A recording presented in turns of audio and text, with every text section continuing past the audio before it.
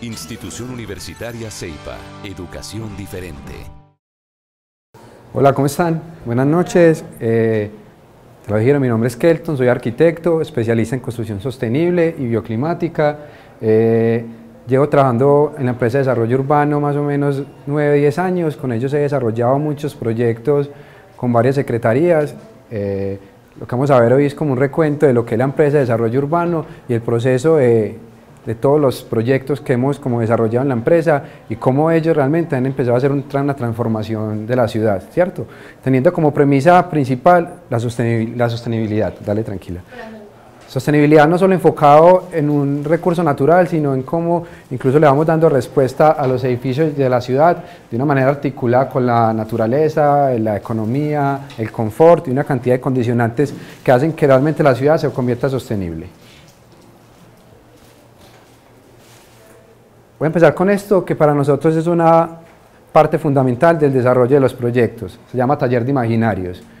Es una cosa muy fácil, es preguntarle a la comunidad realmente qué quiere, qué necesita y qué está soñando. No nos importa edad, no nos importa escolaridad, no nos importa si es o no benefactor de la ciudad, si le importa el proyecto, no. Nos interesa saber qué quiere él primero. Eso lo colocamos como ejemplo porque es un señor que tiene casi 60, 70 años más o menos, no sabía escribir, pero para nosotros era importante saber qué quería él en su barrio. Él dijo, quiero casas, quiero una vivienda digna, quiero agua, quiero un mobiliario y quiero que mi barrio tenga árboles, tenga matas, tenga flores. Eso para nosotros es la parte fundamental del desarrollo de los proyectos. ¿Por qué? Porque la manera más eficiente de hacer sostenible un proyecto es que realmente el entorno y quien lo habita haga veeduría, o sea, que esté pendiente de cuidarlo, porque si no nos estamos gastando una cantidad de recursos en cuidarlo, en hacerle mantenimiento, en borrar el graffiti, en pagar el vidrio que rompieron.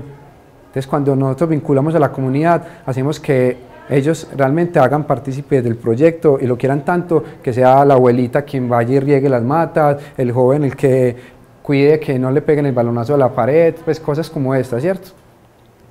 Que son muy sencillas de hacer, pero que en realidad en la línea de retorno del proyecto se vuelve una parte importante del funcionamiento. Entonces, ¿quiénes somos?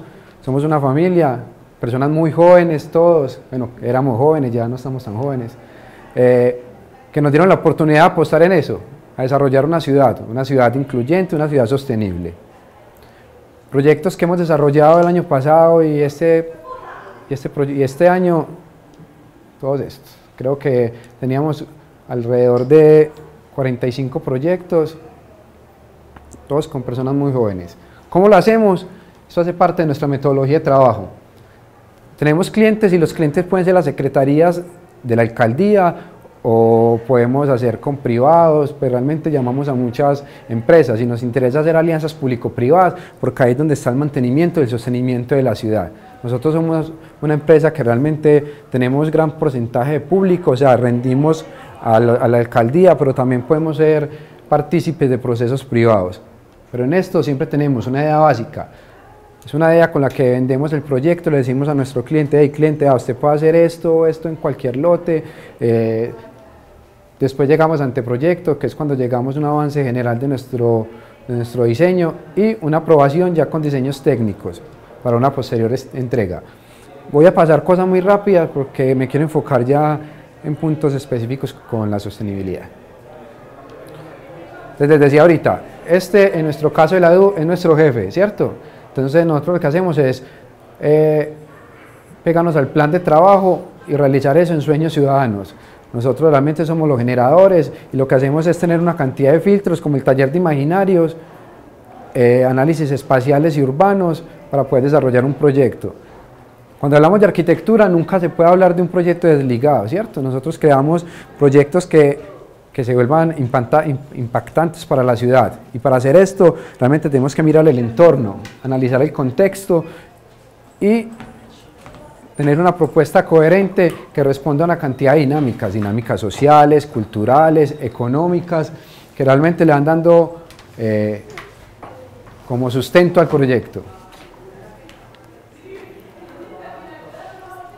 En esta etapa de modernización nosotros también tenemos que pasar como un paso más adelante de lo que era la arquitectura de antes. Empezamos a esto. ¿Ya? Es Building Information Model, que simplemente es desarrollar ya todos los proyectos en 3D, ¿cierto? ¿Para qué? Para realmente a estos proyectos no solo mirarlos en planta, o sea, en un solo plano, sino ya en un modelo general, en los cuales estamos ahorrándonos casi un 40% de dinero a la hora de la ejecución. ¿Por qué? Porque realmente hay que admitirlo, la arquitectura tiene una cantidad de cosas imprevistas, tiene un casi 40% en probabilidad, no porque no sea una ciencia exacta como está, sino porque cuando uno se enfrenta con un proyecto y con un terreno, realmente nunca sabe qué va a encontrar. Nos hemos encontrado proyectos que tenemos, que encontramos hallazgos arqueológicos o que encontramos un nivel freático muy bajo. Un nivel freático es donde se encuentra el nivel del agua, y cuando llegamos al nivel del agua es cuando podemos crear nuestras cimentaciones. ¿Qué nos ayuda a esto? Realmente empezar a disminuir costos, y parte importante de la sostenibilidad es eso, ahorrar plata. Pero no ahorrar plata para que alguien gane más, sino porque realmente los recursos ahora son limitados. Somos una ciudad que apenas está creciendo, muy joven, y que tenemos que empezar a ahorrar un poquito para el futuro también. Si hablan de sostenibilidad, tienen que tener eso en todas partes. Esto es la sostenibilidad, todo. No solamente es medio ambiente, como les decía ahorita, es tener un contacto social. Es realmente ahorrar recursos, y ahorrar recursos no solamente se ahorra es bajando costos, no, es mirando las líneas de retorno de las cosas que usted está haciendo. O sea, si estoy comprando un material importado, ¿cuánto se va a demorar realmente el edificio para librarlo económicamente? Esas cosas hay que pensarlas, ¿cierto? Por eso es que dentro de lo público, que es donde yo trabajo, siempre pensamos que los materiales tienen que ser de nuestra tierra, ¿cierto? Porque nosotros no estamos propiciando de que el flujo de caja, o sea, la plata, siempre esté en nosotros. Entonces, hay empresas ya que están generando insumos de construcción muy buenos. Entonces, ¿por qué realmente no apoyarlo desde lo público? Eso es importante. Acá hay una parte que tiene que ser un anillo que conecte todo esto, y es el confort, ¿cierto? Cuando uno desarrolla un proyecto, sea urbano, sea arquitectónico, sea de lo que sea, incluso económico, social, siempre estamos pensando en una cosa, y es el confort de la persona para la cual vamos a hacer lo que sea, cualquier insumo, ¿cierto? Entonces, para nosotros es importante de que siempre nuestro cliente, sea la ciudad, sea un individuo, sea el alcalde, siempre tenga como los niveles necesarios de confort, siempre quede a gusto, siempre esté bien en el espacio, siempre esté como acorde a las necesidades. Que es muy bueno primero hacer eso, un estudio de mercado, un estudio de necesidades, un estudio para realmente saber lo que estamos proyectando. Nosotros, ¿cómo hacemos para saber qué tan sostenibles somos o qué tan poco sostenibles somos? Hablo de la metodología de nuestra empresa.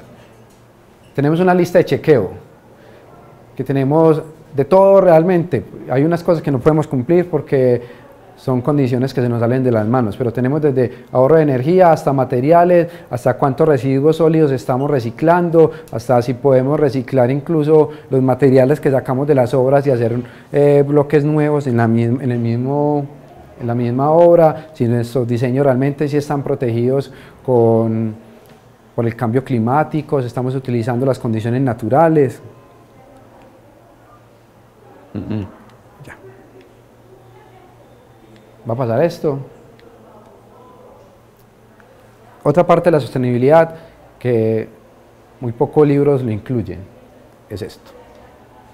Estamos pensando que en Medellín realmente tenemos 47.250 personas con una discapacidad, la que sea, ¿cierto?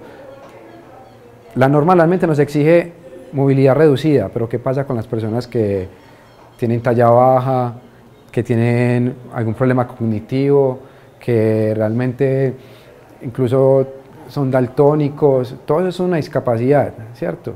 Una más grave que la otra, una más grande que la otra, pero todos los espacios deberían dar respuesta a eso, ¿cierto? Entonces, porque no podemos obviar que una señora en embarazo pueda subir a un 9º piso. ¿cierto? O que no hay una rampa como hace para subir un segundo piso cuando no tenemos condiciones de accesibilidad. Nosotros realmente lo que queremos es pensar en todos esos, y todos nuestros edificios son 100% incluyentes, o por lo menos en la etapa de diseño se hacen. Entendemos que la dinámica de los recursos públicos es muy cambiante.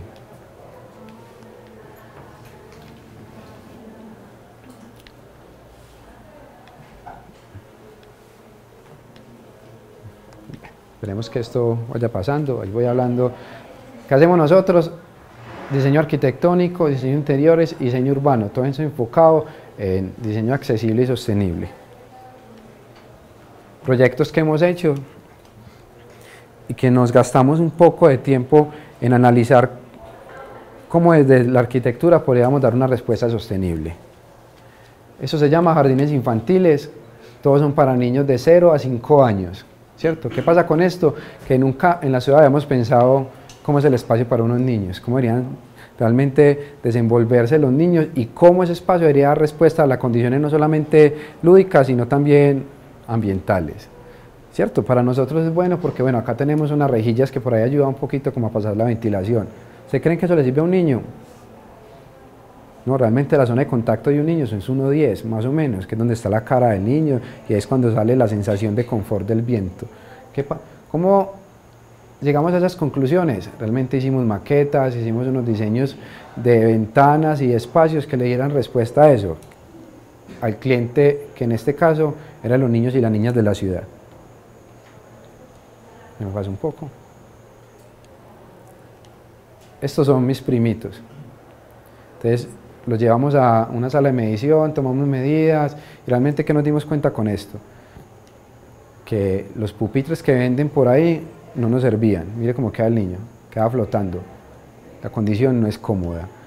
Que las zonas de alcance de los niños, o sea, para yo poder tener estas luminarias y los niños no estén todo el día prendiendo y apagando, póngalas a 1,20 y ya, el niño no alcanza, sencillo. Son soluciones fáciles que realmente lo que hacen es tener un ahorro casi del 25%, porque si tenemos un jardín infantil o un espacio de los niños, siempre vamos a tener el niño entrando, apagando, el niño entrando, saliendo, apagando. Si tenemos aire acondicionado, va a ser un juego para ellos. Ojo, cuando uno hace un diseño, uno hace una lectura del cliente. Este cliente lo que quería era correr, correr y correr. Ese niño lo que quería era jugar, jugar y jugar. Entonces yo tengo que dejarlo. Yo como arquitecto lo que tengo que hacer es generar un espacio que le dé respuesta a la necesidad. La necesidad del niño es jugar y la mía es ahorrar.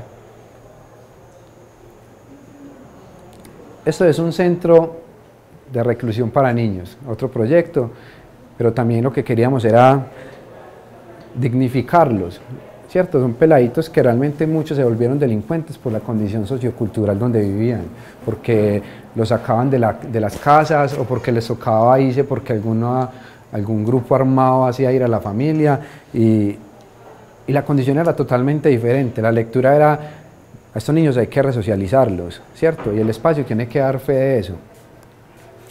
Hay que hacer espacios amenos y espacios que realmente garanticen que el niño se sienta cómodo.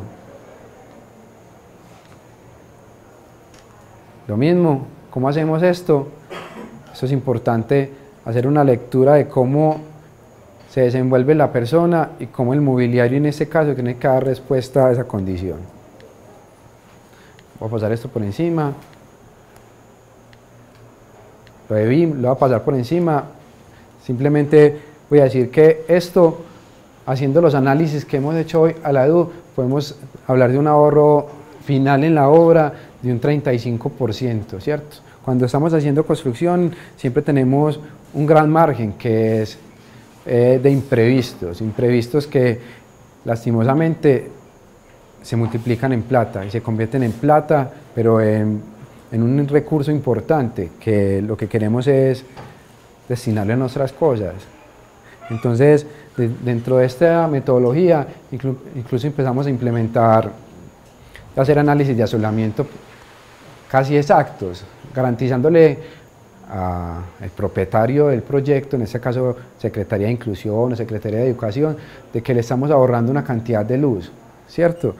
Ojo, cuando uno tiene un espacio como estos y tan grandes, hagan cuenta de su cuenta de servicios, miren cuánta plata se gasta uno en luz y cuánta plata puede ir ahorrando.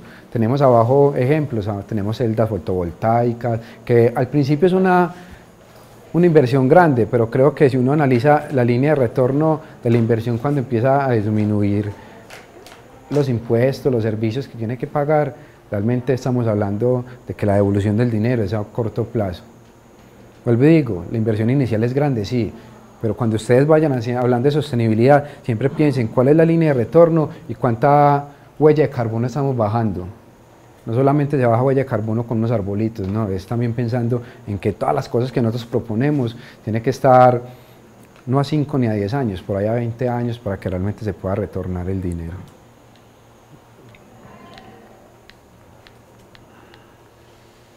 Voy a pasar esto rápido. Voy a empezar a hablar como de proyectos y va a puntualizar en algunos, pero queremos mostrar que son 13 años trabajando por una ciudad, 13 años que hemos construido edificios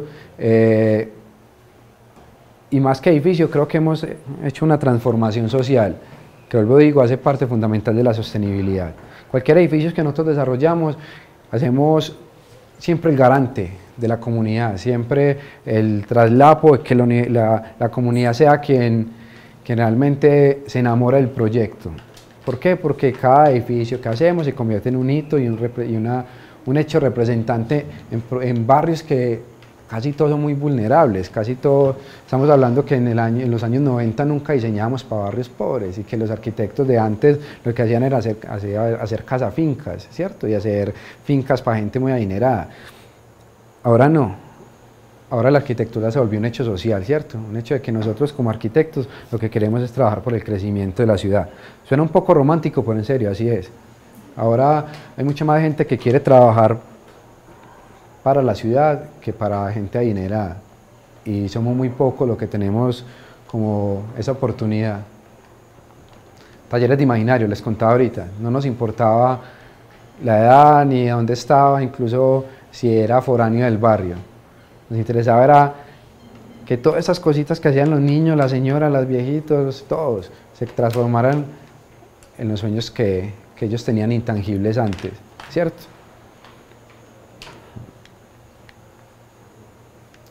Las uvas, creo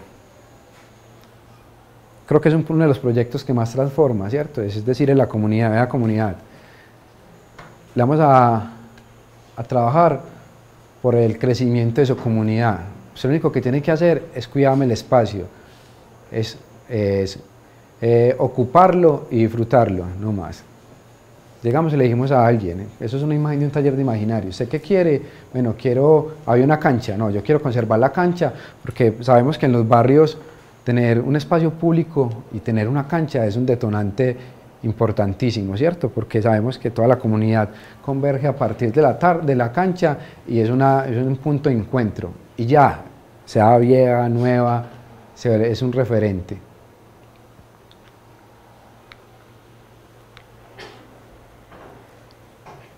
Castilla, un barrio muy aporreado por la violencia.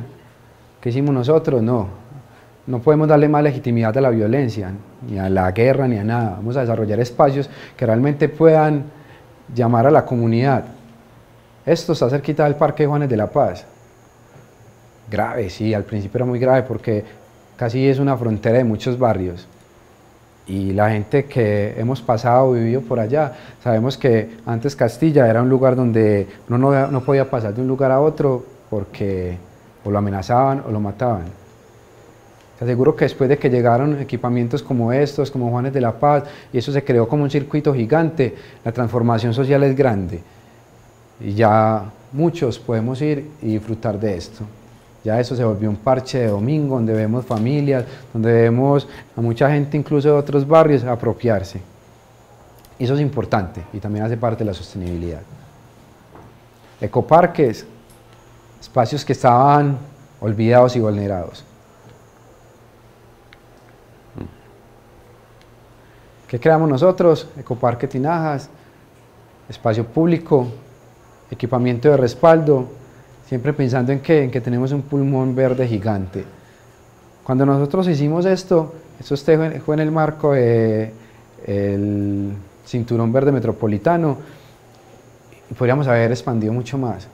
Pero ojo, los pulmones verdes hay que respetarlos, antes hay que potenciarlos. Tenemos una cantidad de cerros tutelares en Medellín y en Antioquia que realmente tenemos que potenciar y que tenemos que dignificar como eso, como pulmones, porque tenemos muy pocos. Tenemos muy poco espacio público y creemos que todos los días hay una carencia mucho más grande.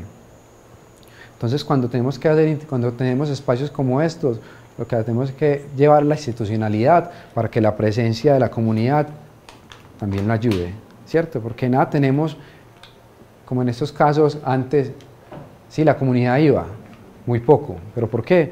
Por el miedo, ¿cierto? Pero cuando creamos esto, que es una acción comunal, que es un CDS o cualquier edificio que realmente le demuestre a la comunidad, no, acá llega la alcaldía, acá llega la policía, aquí llega la presencia de la institución, creo que sirve de garante.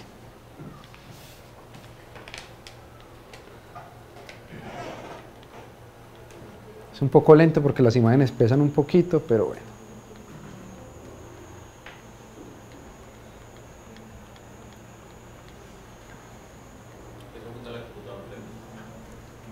Sí, me dijeron que acá, ese computador. Bueno, Picacho, también creo que todos lo conocemos, cerro importante de nuestra ciudad. Lo que hicimos fue transformarlo, generar un espacio público grande, Parques del Río, voy a adelantarme un poco, proyecto grande de ciudad. Mal que bien, creo que es una muy buena apuesta, ¿cierto? Que la respuesta de muchos no sea la apropiada, listo, pero creo que es importante empezar con esto, darle prioridad al peatón y al ciudadano. Creo que lo hemos escuchado en muchas conversaciones, en muchas cosas políticas, pero esto sobrepasa eso. Yo creo que es entender que esto le está dando prioridad a estos señores, a estos niños, a una apropiación ciudadana diferente, que 3, 4 años antes la tenía, ¿cierto? Si miramos realmente el POT y el desarrollo de todos los municipios, lo que queremos es cambiar como la pirámide. Antes lo primordial era el transporte público, los carros particulares, las motos, y por allá de último está el ciclista y el peatón, no más, ¿cierto? Queremos una ciudad sostenible y no estoy diciendo que tengamos que pegarnos a los paradigmas europeos, porque no es eso, nosotros tenemos que criollizar todas nuestras cosas. Es entender de que nosotros como ciudadanos, y Medellín se puede caminar y se puede montar en bicicleta, ¿cierto? Y que en Medellín tener un carro no me hace más rico, todo lo contrario, para mí es un criterio personal, me hace más pobre, porque pagar impuestos, pagar gasolina, maldita sea, eso es muy caro, pero bueno, a veces toca.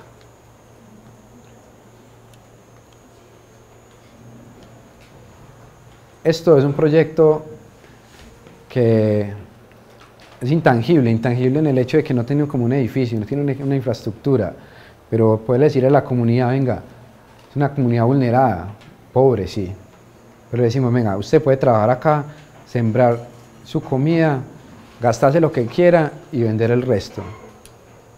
Estamos siendo sostenibles, muy sostenibles en mi caso, ¿cierto? ¿Por qué? Porque le estoy diciendo a una señora, yo como alcaldía leí los insumos iniciales, está en usted en poder saber aprovechar su tierra y de ella sacar todo el provecho. Si usted es buen agricultor, le da para sobrevivir. Si es muy bueno, mercados campesinos hay en todos los parques, todos los domingos, y van a vender. Jardín infantiles. Esto es Calazán Arribas, ya ahora le dicen Calazanía. Era un lugar que estaba apropiado por la delincuencia, ¿cierto? Por ahí pasaban las rutas de San Cristóbal, entonces aquí se hacían todos los señores a cobrar las vacunas. Llegó el alcalde de su momento, llegó la institucionalidad y dijo, no, no más, vamos a generar algo para los niños y las niñas de la ciudad. Y está claro que donde hay niños y niñas y adulto mayor, hay un poquito más de restricción, ¿cierto? Llegó el jardín infantil y todo esto, toda una transformación completa. Ya tenemos edificios, vamos a generar un colegio por acá, pero entendimos entonces que las dinámicas sociales sí se transforman por la arquitectura y sí se transforman por el cambio social. CAI, Camino de la Vida. Lo que tratamos fue como de respetar al máximo nuestro recurso natural. Hablo de Medellín porque es como lo que más conozco. Tenemos en Medellín árboles de 300 años que todavía están parados. Teníamos muchos más viejos, pero por la transformación de la ciudad, muchos los derrumbamos. ¿El costo lo vale? Yo creo que eso depende de cada quien, ¿cierto? Cada quien como sacará su conclusión. A mi criterio personal, yo que soy un poquito más romántico, para mí esto vale más que cualquier edificio.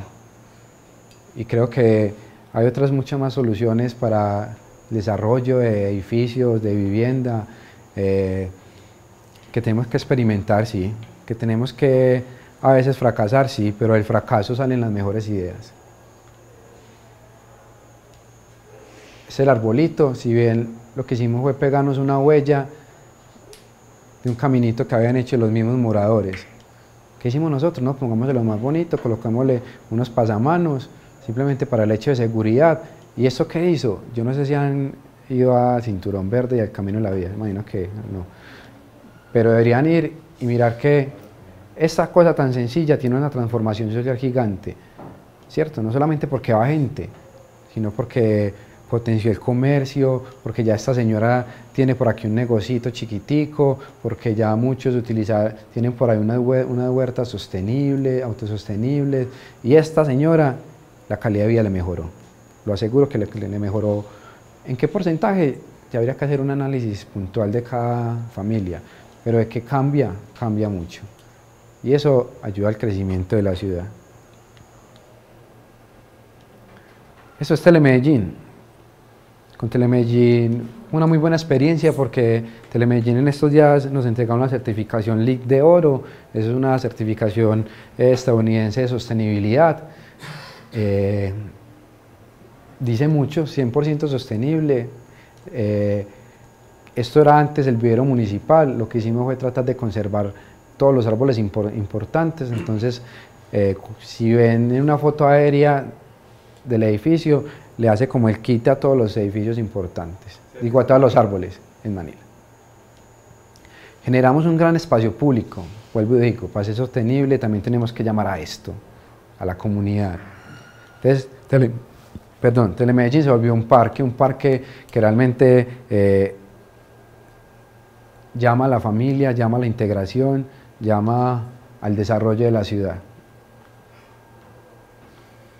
Esto creo que sí todos los conocemos, es el centro de la ciudad, Carabobo, bibliotecas, masúas, que todos van como con el mismo componente. Voy a tener aquí un poco. La 13, como una 13.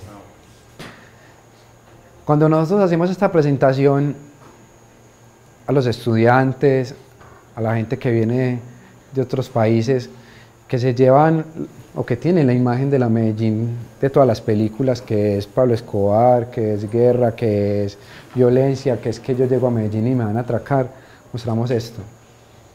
Desde ahí es un hito importante de nuestra ciudad, ¿cierto? Es entender que muchos de los ciudadanos le perdimos el miedo a la delincuencia, a la violencia, y dejamos de darle como tanta importancia. Y es por eso que desarrollamos proyectos como estos.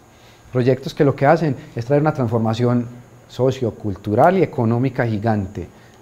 Unas escaleras eléctricas, que para muchos será, me perdonan el término, una huevonada. Para ellos se convierte en la transformación de todo el barrio, en la transformación social gigante. Antes veíamos a niños corriendo para la casa, porque daban bala, porque habían bombas, porque se metió el ejército. Ahora vemos a los niños corriendo para la calle a disfrutar de las escaleras eléctricas y del espacio público que esto trajo. Eso fue un proyecto urbano integral que realmente lo que hace no solamente las escaleras eléctricas, sino el mejoramiento. Esto no lo hicimos nosotros, lo hicieron los mismos dueños de la casa. ¿Por qué? Porque cuando uno le dice a la viejita, le dicen las escaleras eléctricas, y la viejita, divino, pero ya mi casa está chillando, ellos pintan. Y si tenemos un apoyo institucional, o sea que llega alianzas público-privadas y nos regalan pintura, porque realmente muchos es porque no tienen plata para arreglar su casa, pasan estas cosas. Y esa foto es un poco vieja, si ven ahora es mucho más bonito, ahora esto se transformó ya y ya todos los extranjeros quieren ir a las escaleras eléctricas. Son pequeñas intervenciones porque tienen que entender que no somos una ciudad de muchos recursos, pero cosas básicas transforman el territorio, y cuando la transformación es de la mano de la comunidad, transforman vidas, y es bonito. 13 años, 1.000.000 de metros cuadrados, prácticamente 28 veces el estadio hemos hecho en espacio público, hemos hecho más o menos 6 veces el estadio en equipamientos, hemos evolucionado mucho. Como les decía, antes empezamos haciendo vías, ahora lo que hacemos es transformando ciudad, que creo que no es una cosa que nos aumente el ego, pero sí nos llena de mucho orgullo, porque la mayoría somos jóvenes, creo yo que aún somos un poquito jóvenes, que nos dieron la oportunidad de desarrollar proyectos que cambiaban la imagen de los barrios. Cuando íbamos y entregábamos las obras, era muy bonito, que más que la foto, que más que aparecer en cualquier parte, nos quedábamos como en el recuerdo de la gente que hacía parte de las mesas de trabajo, o de la gente que iba a revisar la obra, cómo iban, o de la viejita que primero le alegaba a uno porque le estábamos haciendo mucho ruido, pero al final era la más dedicada en cuidar el jardín, porque eso nos pasa. Evolucionamos a esto. Esto es una cosa nueva para nosotros y una cosa que no tiene nadie más en Latinoamérica. Estamos modelando, en este caso, todo Medellín, estamos bajando la norma para que realmente desde la viejita de 70 años hasta el pelado que apenas está empezando la universidad entienda cómo es la dinámica de la ciudad y cómo esa ciudad se está transformando. Nosotros somos una ciudad privilegiada, hablo incluso del Valle de Aburrá, ¿cierto? Por la condición morfológica y porque tenemos un determinante muy importante, el río y una cantidad de escorrentías que nos dan como la garantía de que esto nunca se va a secar, como ha pasado en muchos países, ¿cierto? Y que en su momento muchos lo veían como una problemática porque fraccionaba la ciudad, no, para mí es un determinante importante que lo que hace es que podamos ser mucho más sostenibles. Estamos transformando la ciudad para que realmente podamos evolucionar una cosa mucho más amena y menos contaminante. ¿Cómo hacemos esto? Hacemos una evaluación de los datos que tenemos a hoy, modelamos toda la ciudad como está por acá y tenemos una planificación más acertada, que ya no miramos en 2D, sino que tenemos una mirada más holística de la ciudad.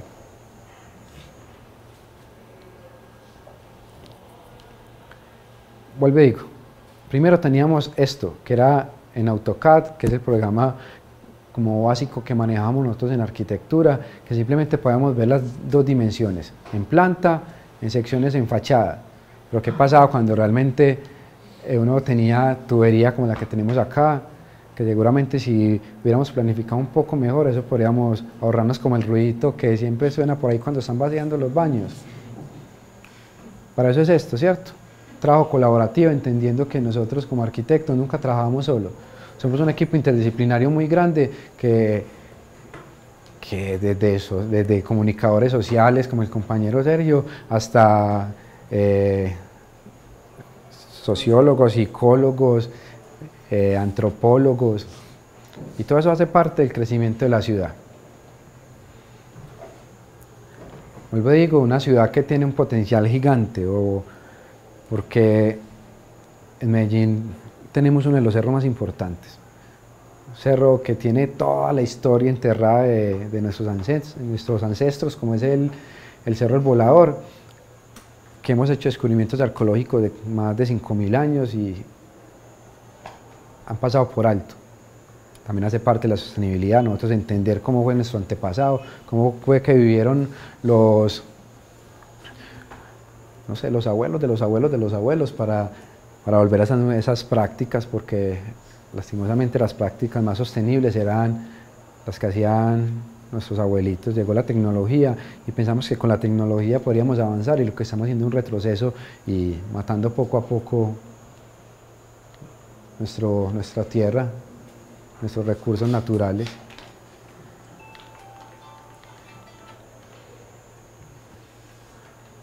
Esto tiene un capítulo aparte, porque en su momento fue como el proyecto insignia, no de una alcaldía, sino de una transformación, ¿cierto? ¿Qué lo digo? Porque cuando empezamos a trabajar en jardines infantiles ni siquiera había una norma específica de cómo hacer un jardín, había guarderías. El concepto de guardar niños no era lo que queríamos nosotros, ¿cierto? Lo que queríamos era generar espacios que realmente ayudaran a la interacción del niño como individuo, pero que también empieza a darle como unas pequeñas brechas de cómo tiene que comportarse en comunidad. Lo mismo, hicimos talleres de imaginarios, le preguntamos a la gente, ¿qué quiere, qué sueña? Pues lo más importante, ¿qué necesita? Uno quiere muchas cosas, uno sueña muchas otras más, pero ¿cuál es su necesidad? Entendiendo también que los recursos públicos es una cosa muy corta, muy pequeña y que hay que resguardarlos. Desarrollamos talleres de imaginario, generamos en total, son como 19 jardines infantiles, nosotros en la oficina hicimos estos, los otros los sacamos a concursos públicos, pero entendimos algo, de que hicimos como 2 tipologías, pero todas enfocadas en que esto debería parecer un juguete y que eso era un contenedor de experiencias, que son las 2 versiones de los jardines infantiles. Les decía ahorita, cuando uno hace una lectura de su cliente, uno incluso sabe cómo llegar. Yo llegaba a esto y se lo explicaba a un niño y le decía, bueno, le voy a hacer un edificio que parece un juguetico. Es esto. Vamos a hacer un poquito. Esto. Le decía, bueno, ¿cómo es su jardín infantil perfecto? Todo el niño va a salir con su casa porque la casa es el referente de perfección. Pero ¿cómo hacer que el niño realmente se sienta en su casa? Es bajo la experiencia y la motivación de todos los sentidos. Ahí llegamos al edificio juguete. El edificio juguete es un espacio que tiene que ayudar al niño a la experiencia con el agua, a poder recorrer el lugar, pero lo más importante, a sentirse como un juguetico. Entonces le mostraba yo al niño, vea, es que usted juega con esto, pero yo se lo voy a volver en un edificio. Y eso va a poder hacer títeres, piñatas, dormir, hasta jugar en el espacio. Llegamos a un proyecto, que si ven, todos esos espacios son los mismos, en todos los proyectos son los mismos, que son las salas de atención e interacción, donde el niño realmente se va a comportar como un ser, colectivo. ¿Por qué? Porque es el espacio donde vamos a albergar en cada salita 20, 25 niños. Y generamos proyectos como estos. ¿Qué pasa con esto? Que realmente todo está diseñado bajo unos parámetros de sostenibilidad muy grandes. ¿Por qué? Porque entonces cada ventanita y el número de ventanas corresponde a la orientación del sol y a la predominación de los vientos, ¿cierto? Entendiendo que realmente los vientos van a pasar y van a generar como un ducto, y ese ducto lo que va a hacer es que nos ahorramos aires acondicionados y nos ahorramos iluminación artificial, perdón. Hicimos un análisis de eso. A ver, no es un misterio que para poder saber si es sostenible o no, todo se traduce a plata, ¿cierto? Y más cuando está vendiendo una idea, ¿cierto? Entonces le decíamos al alcalde, don alcalde, usted se va a ahorrar 500 millones de pesos haciendo un aire acondicionado, porque le estoy garantizando que por todas las ventanas que vamos a poner, vamos a tener una ventilación cruzada. ¿Qué pasa con la ventilación cruzada? Que lo que hace es eso, que no nos dé calor, ¿cierto? Y vamos a tener una circulación constante de viento. Otra, que la jornada de los niños es de 8 de la mañana a 4 de la tarde. Por todas las ventanas y la abertura, yo le voy a garantizar que usted no va a tener que prender la luz nunca. Entonces se está ahorrando, en ese caso hicimos como un análisis y era el 25% de lo que valía la obra en un año, más o menos, en un año. Otra plata más. Le dijimos, vea, le vamos a colocar muchas pendientes a la cubierta, que es un poco más costoso, sí, pero estamos garantizando que tenemos una captación de agua casi del 85%. Eso lo llevamos a un tanque que hay acá abajo y lo que estamos haciendo es con ese tanque, con esa agua, que es agua recirculada, vamos a regar todos los jardines y a vaciar todos los inodoros. En agua estamos hablando que nos ahorramos un 10% del valor de la obra. Empecemos a sumar. Y eso al final, una gran inversión, sí, una línea de retorno muy rápida, estamos hablando de un año.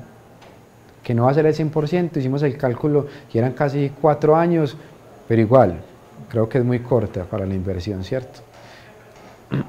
¿Qué más hicimos acá como sostenible? Hay unos elementos pasivos que para nosotros son pasivos y en nuestro cálculo de sostenibilidad bioclimática no los contamos, que son los árboles.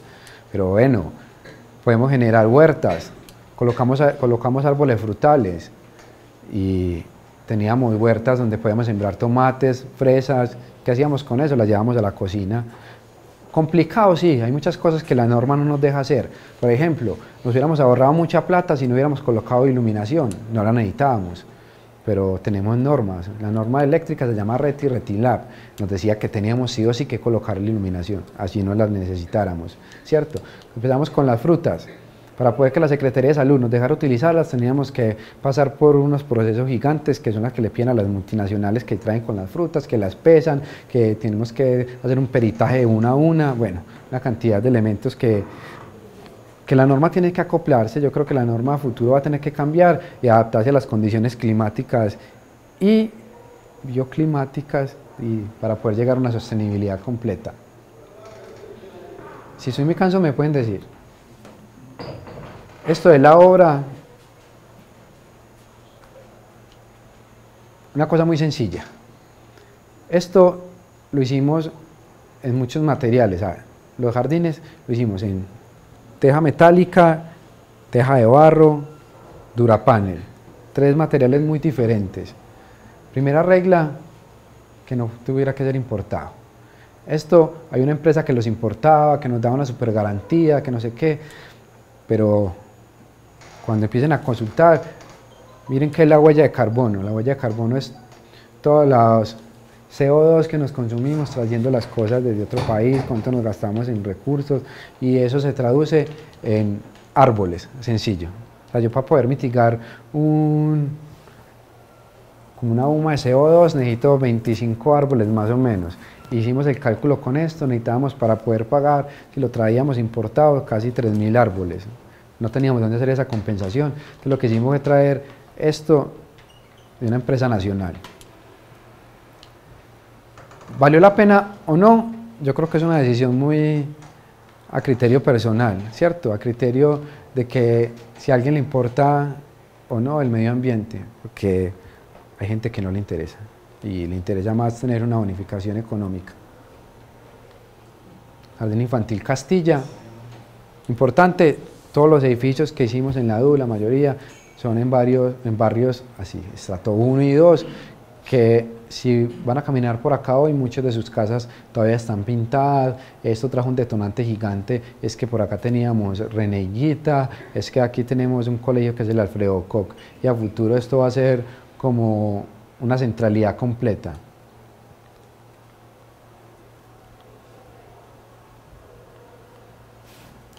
Lo más importante para nosotros es esto, entender que estamos beneficiando en cada proyecto a 400 niños y niñas de un barrio muy vulnerable, que les toca quedarse o en la casa solos muchos, o con una madre comunitaria, no en espacios muy adecuados.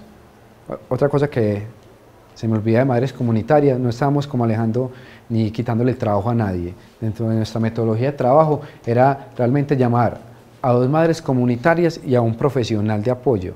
Realmente el apoyo era el profesional, ¿cierto? ¿Por qué? Porque entendíamos que teníamos madres comunitarias que llevan toda una vida trabajando, pero trabajando sin tener una EPS, sin tener pensión. O sea, eran viejitas que realmente no tenían un ahorro nunca y salían y nunca iban a poder dejar de trabajar.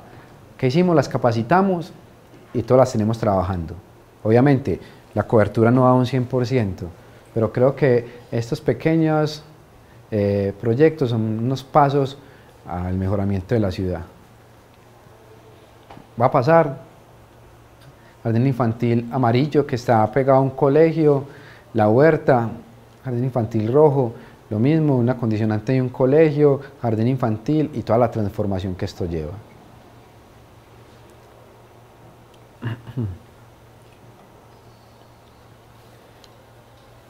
¿Qué más puedo contar como de sostenibilidad?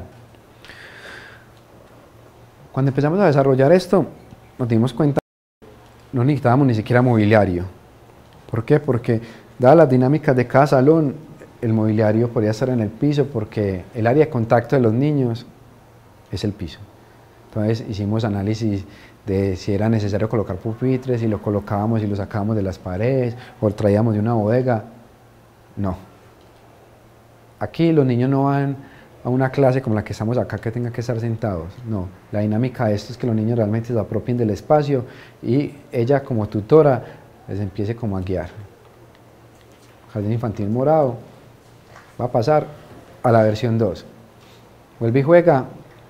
La dinámica de los niños es que para nosotros, ¿se saben qué es el Principito? ¿Se lo han leído? El Principito, los grandes nosotros vemos esto, una roca, para los niños es un elefante escondido, es lo que queríamos hacer con el proyecto, un contenedor de experiencias, que realmente lo que desarrollamos fue unas cajitas que visualmente a la comunidad era un edificio compacto, pero en el interior hay una zona de juegos, una cantidad de rampas que lo que hacen es que el niño fluctúe por el edificio y no se dé cuenta que está pasando del nivel 1 al nivel 4.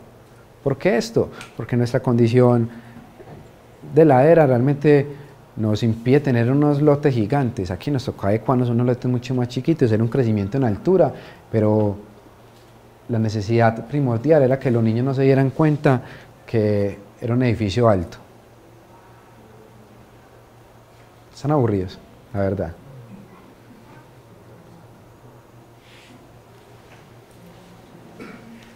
Entonces, nos pegamos al terreno, importante, también hace parte de la sostenibilidad, tratar de no tocar las masas arbóreas y las masas naturales y en nuestro caso, tratar de desarrollar unos palafitos para poder dejar la zona verde tal cual estaba. Muchas veces era posible, otras no tanto, pero digamos que nuestra ocupación normativamente era del 60%, nosotros tratábamos que fuera del 80, del 40, del 30 y dejar el resto lo más natural posible. Proyectos que hicimos, estos Moravia, Moscú, Altavista y Versalles están ejecutados, la Colinita no lo pudimos hacer porque estábamos muy cerca del cono de aproximación del aeropuerto y realmente no quisieron modificar el cono y no nos daba la densidad para un proyecto más pequeño, fueron nada más 2 pisos y un semisótano y este está en proceso de desarrollo. ¿Qué es una centralidad? Las estancias es un proyecto grande que tiene una biblioteca, una escuela de música, un jardín infantil y un centro de salud que queda arriba por Buenos Aires. Esperamos como poder desarrollarlo. Hablamos de Moravia. Moravia tiene una cosa importante, es que estamos pegados a un proyecto que es de un arquitecto muy famoso que se llama Rogelio Salmona, y esto es el jardín infantil, que queríamos que se funcionara como uno, pero que no perdiera la tipología de esto, de niños. Esto es para los niños y la dinámica es muy cambiante porque esto es un centro de desarrollo social.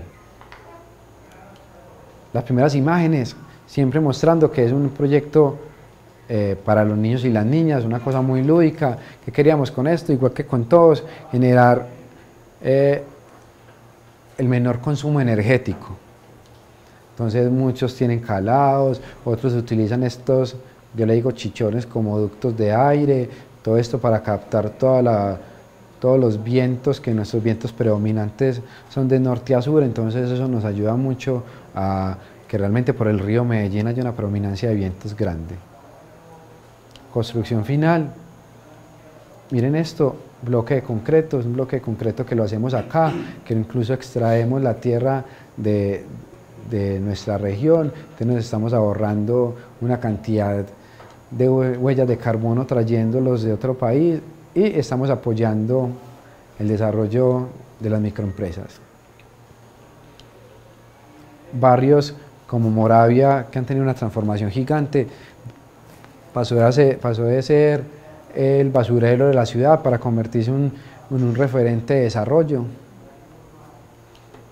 Proyectos enfocados a los niños y a las niñas, terrazas que se convierten en zonas recreativas, que lo que hicimos fue realmente generar y hacer un análisis de ergonomía para determinar la altura de los pasamanos para que los niños no se cayeran ni pudieran meter la cabecita por los vacíos de los pasamanos, o peor aún, que se convirtieran en escaleras.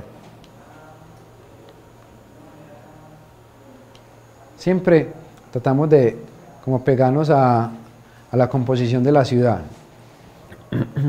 y utilizar los determinantes de ciudad. En este caso tratamos de hacer un plan general tratando de pegarnos a todos los cerros y potenciando el desarrollo urbanístico. Va a pasar esto un poco rápido. Este queda cerca de Los Molinos, como 4 cuadras más arriba, Belén, Altavista. Pues esta es parte baja. Como les dije ahorita, desarrollando rampas y materiales que sean duraderos. Esto es otra cosa muy importante, es la durabilidad de las cosas.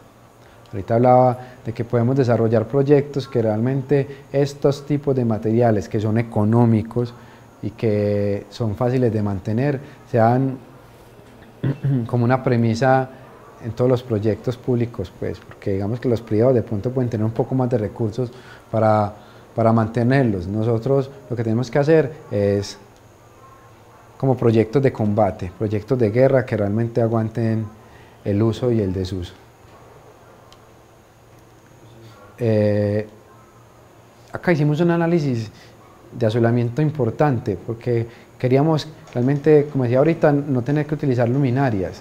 Pues hay muy poquitas, colocamos las mínimas que nos requería la norma, tratamos de no colocar en ninguna parte aire acondicionado porque es muy costoso, y tratamos de no colocar ascensores en ninguna parte porque realmente el mantenimiento se hace inviable para un edificio público. Entonces a esto le hicimos un análisis tratando de que estas cosas nos ayudaron a generar sombra, en que colocándole películas en lugares exactos de la ventana no generaron deslumbramiento para las personas que íbamos caminando por acá. Obvio, funciona para adultos, pero la condición inicial es para los niños. Espacios que le den respuesta a la lúdica. Habían cosas muy sencillitas, incluso le colocamos unos ganchitos para que los niños pudieran hacer una escena de títeres, que eso se convirtiera en un escenario. Hay mobiliario que se puede organizar en el centro para que se convierta en el escenario. Habla ahorita de Telemedellín como referente de ciudad, como referente de sostenibilidad. Ahora mucha gente que dice, bueno, pero nos tocó tumbar árboles. Sí, pero la compensación la hicimos de 1 a 5. Por cada árbol que tumbamos son más o menos 5 que sembramos. Centros de salud, todas las uvas que hemos desarrollado.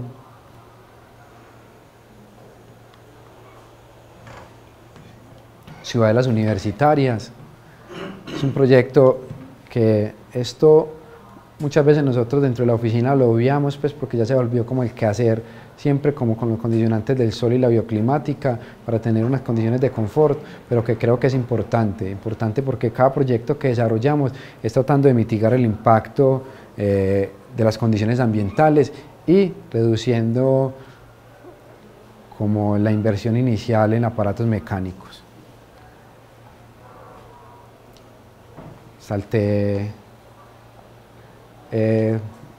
Estos son seguridad y convivencia, CAIS, estaciones de policía, pero una parte importante de nosotros es generar el proceso educativo, que para nosotros es una cosa cíclica. Pasamos de jardines infantiles a hacer colegios, unos colegios que son prácticamente como de jornada única, como los colegios 10, que albergan a los grados primero hasta 11. Espacio público con las mismas condiciones, tratando de asegurar el confort como uno de los principales parámetros. Por eso es que tratamos de colocar árboles, de ayudarnos como a generar sombra. Esto es lo que hablaba como con los centros de inclusión, que hay este que se llama centro de derivación, como les contaba ahorita, es para niños que tienen, pues es que no quiero llamarlo cárcel, pues, pero es una cárcel para niños realmente, ¿cierto? que lo que hacemos es como tratar de hacerle catarsis a los pelados y resocializarlos. Y centros de atención, y tenemos uno muy particular que se llama PCD, que es para gente con situación de calle. Queríamos como tener un espacio donde cogemos a todas las personas en situación de calle, pero que tienen una discapacidad crónica o mental, y los llevamos a estos lugares. Queda en San Cristóbal, y lo que hacemos es como adecuarlos todas las condiciones. Ellos realmente se convierten como hijos del Estado y se quedan con nosotros hasta que fallecen, pues, pero creemos que tenemos que darle una condición de confort gigante. Parques del Río como uno de los proyectos primordiales. Dentro de nuestros proyectos también hemos hecho como asesorías internacionales. Eso lo va a pasar muy por encima, pero hemos asesorado a Lima, pues, 2 proyectos en Lima, en ese momento estamos en Paraguay. Porque es bueno mostrar esto, porque creemos que nosotros somos un referente de ciudad, que en realidad ya no nos ven como hace 20, 30 años que nos veían como el país conflictivo, sino que ahora somos el país, no sé si totalmente innovador, porque nuestra innovación no es en tecnología, nuestra innovación es una cosa social, es entender que las dinámicas de nosotros transforman no tanto el territorio, sino que transforman a las personas. Y eso realmente nos vende mucho en el exterior, incluso porque muchas otras ciudades no están en la dinámica de la arquitectura social y quieren como pegarse a esos procesos.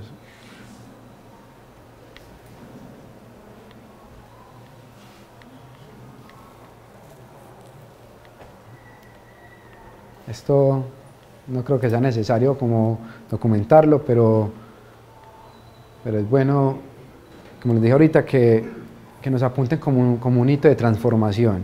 Un hito de transformación, no porque hemos hecho las cosas más mediáticas, sino porque realmente cada cosa que hacemos es en pro del desarrollo de la comunidad, el desarrollo de la ciudad, ¿cierto? Entonces no hay que ver los proyectos como qué se ganó qué, sino como el proyecto que empezó a coser la ciudad. Una ciudad que muchas veces fue segregada por las mismas diferencias sociales, ahora lo que hacemos es tratar de articularlas y ponerlas a todos en el nivel, porque ahora la arquitectura no es de estrato 5 ni de estrato 20, sino la arquitectura es arquitectura para la ciudad, para las personas y para la transformación.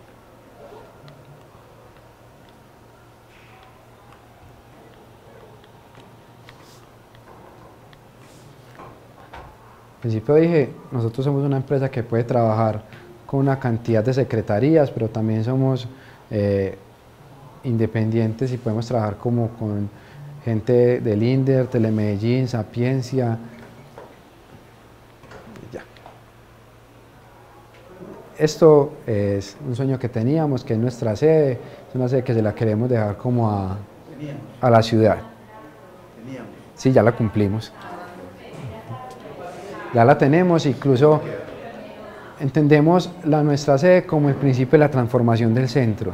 Un centro del centro de Medellín, pues empezamos que para nosotros la sede de la EDU es como el comienzo de la transformación, y es lo que estamos haciendo ahora con esta alcaldía, es transformando todo el centro para que realmente se convierta en un punto determinante dentro de nuestra transformación de ciudad. Entendiendo que el centro tiene condicionantes gigantes, tiene una historicidad que no podemos dejar perder, que incluso tenemos que recalcar.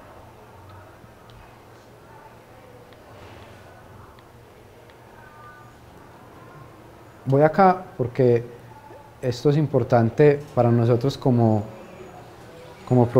equipo de diseño, que siempre está como a la vanguardia de lo que es la sostenibilidad, vuelvo y digo, enfocada en nosotros en Colombia, ¿cierto? Que es muy poco vista en libros. En libros hablan de sostenibilidad en general, pero cuando uno realmente vive en Medellín o habita en Colombia, en cualquier región, sabe que nuestras condiciones climáticas son muy diferentes a las del resto del mundo. Esto es lo de parametrizar, o sea, lo del BIM para poder reducir costos, y yo creo que lo podemos dejar aquí. Si tienen alguna pregunta, ¿qué les pareció? Hay un proyecto que creo que es referente en el tema de desarrollo sostenible, que no sé si ustedes están involucrados en el edificio de Ruta N. No estuvimos, eso fue una alianza público-privada, pero sí, es un referente gigante porque yo creo que también son lead y también hicieron una cantidad de análisis incluso en los materiales para poder reducir la masa térmica dentro del espacio y ellos se ahorran todo el aire acondicionado. Es algo muy parecido a lo que pasa en Plaza de la Libertad. Alguna pregunta, lo que tú hablabas de que pues cuando necesitan de pronto un terreno, pues algo así que tienen que de pronto quitar árboles y eso por cada árbol siembra tanta cosa, eso sí se da, sabiendo que pues como podemos ver día tras día somos más montañas de cemento. O sea, sí se cumple como tal eso. Ahora, antes no, igual antes no había ni siquiera una norma que te obligara a hacer eso. Ahora el área metropolitana tiene un manual de silvicultura y un manual de manejo ambiental que te obliga a hacer unas compensaciones urbanísticas, ¿cierto? Cuando hablamos de compensaciones urbanísticas, mucha gente, y es una cosa que también tenemos que cambiar, mucha gente que tiene plata, estamos hablando de muchos privados, hacen esa compensación en plata, en dinero. Para mí debería ser, primero, tratar de no tumbar árboles, y si tienes que tumbarlo, la compensación es una relación que te da el área metropolitana, que es esa más o menos de 1 a 5. Ahora sí se tiene que dar por norma, se llama la norma 845, es el decreto 845 y es de la Secretaría de Medio Ambiente. Estamos muy atrasados, sí. Nosotros como parte de la institución, o sea, como parte de la alcaldía, lo teníamos como metodología de trabajo, pero no era obligación hasta hace un año más o menos. Sí, porque pues uno se pregunta, o sea, de ser así tendríamos muchas zonas verdes, porque si por un árbol se van 4 o 5, pero cada vez vamos viendo que somos más montañas de cemento que ambiente natural. Lo que pasa es que hay muchos proyectos que no tienen que pasar por planeación ni por área metropolitana, sino que llegan directamente a la curaduría. Lastimosamente, si vos tenés licencia de curaduría, tenés el aval para construir lo que sea, ¿cierto? Y vuelvo y te digo, muchas compensaciones eran pagadas, muchas otras se hacían las de la vista gorda y nadie las hacía. Ahora creo que hay mucha gente tratando de regular eso, por eso mismo, porque ahora ya estamos impactados, ya no tenemos manera de volver atrás y corregir tantos errores. El error primordial era eso, que creíamos que era más importante hacer una casa que conservar nuestro recurso natural. Cuando llegó ahora, ya que vamos a dejarle a nuestros hijos una casa donde no se puede vivir, ya la condición cambia. ¿Pero por qué? Porque es como terapia de choque, ya nos damos cuenta que no tenemos cómo respirar, entonces ahí sí vamos a ver qué hacemos. Es patadas de ahogado. Voy a hacer dos preguntas. Una, precisamente sobre ese tema, ¿quién es el ente, cuál es la autoridad que se encarga de velar que ese manual de silvicultura y tema ambiental que tiene el área metropolitana si se cumpla, ¿cierto? O sea, ¿quién es el encargado de no solamente, porque es una curaduría que se encarga de darte la licencia de construcción, pero es que el problema es que la curaduría no se encarga de velar, o sea, dentro de las funciones de una curaduría no está supervisar que la obra se esté haciendo tal cual, eso es función de la alcaldía de Medellín. Entonces, ¿quién se encarga en este caso de certificar que, uno, si yo tumbo 10 árboles, que estoy haciendo de compensación y que si realmente lo haga? O sea, ¿quién es primero la autoridad que se encarga de hacer eso? En Medellín está la Secretaría de Medio Ambiente, pero a nivel metropolitano está el área metropolitana, ¿cierto? El área metropolitana es el ente encargado de eso, que tiene varios bracitos, entre ellos está Corantioquia. Corantioquia es una de las personas uno de los entes que debe estar regulando eso, ¿cierto?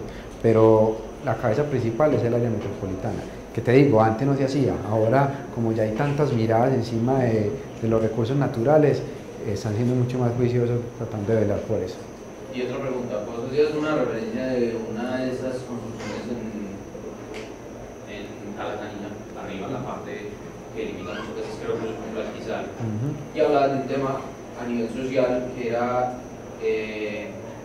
los grupos delincuenciales que manejaban el entorno, ¿cierto? Que utilizaban ese espacio público para cobrar las vacunas de los grupos que bajaban?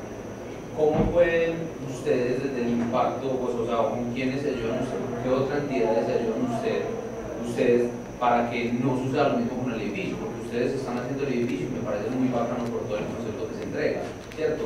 Pero ¿qué pasa después de que ya el edificio está, después de que, por ejemplo, el tema de lo que decías, me parece un bacano que se lleve la institucionalidad de la alcaldía a las regiones vulnerables, pero bueno, hasta qué punto también se ha comprometido la alcaldía o los entes en que sí tenga el fin que se quiera hacer con el edificio o con las construcciones, ¿cierto?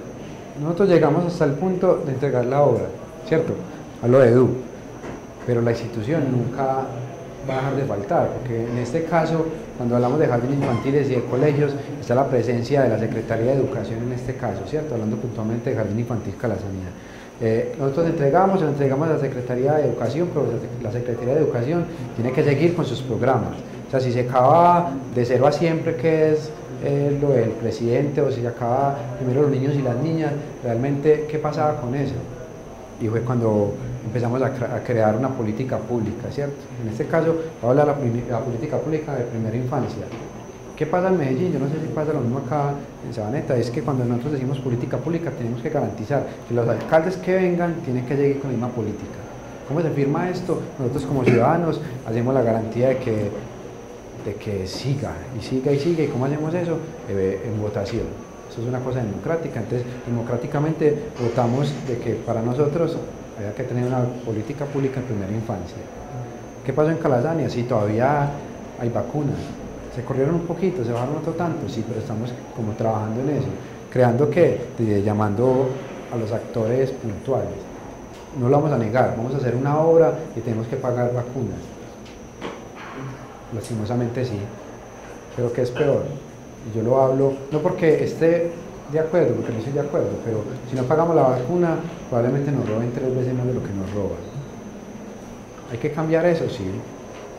¿Se puede hacer de una? No.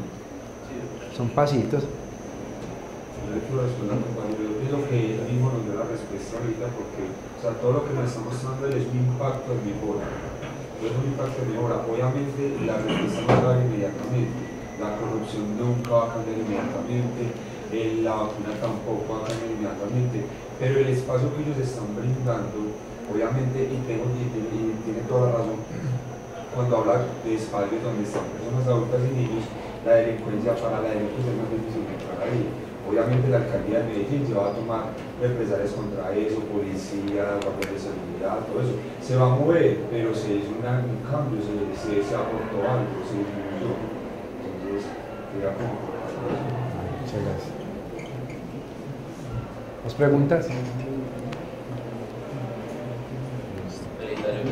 No, muchas gracias a ustedes. Institución Universitaria CEIPA, educación diferente.